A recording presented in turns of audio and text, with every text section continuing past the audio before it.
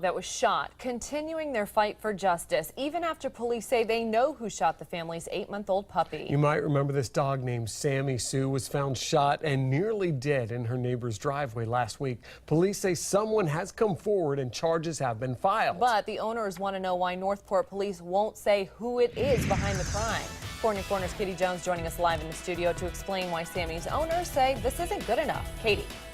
Well, Amy, police tell me someone has confessed to shooting Sammy, but because the animal cruelty charge is only a misdemeanor and no arrests have been made, they aren't releasing the suspect's name.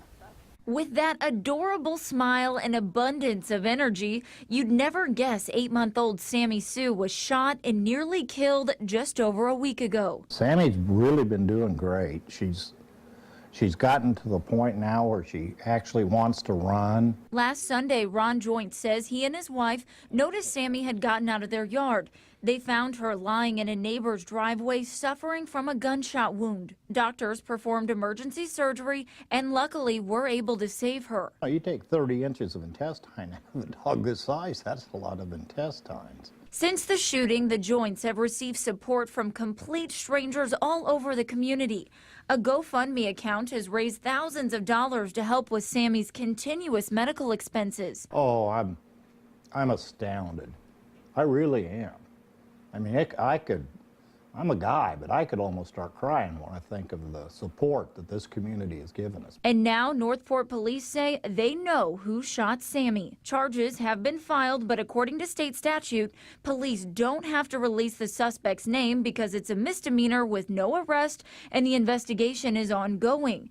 Ron says the charges should be much more severe. And if a dog wanders past your house, you got the right to just pick up a gun and shoot him.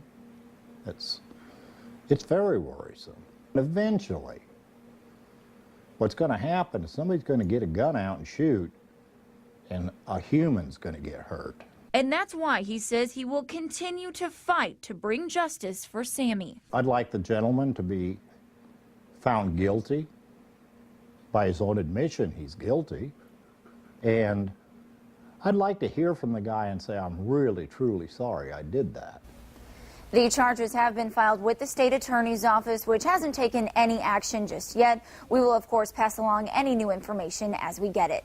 Live in the studio, Katie Jones, Fox 4 in your corner.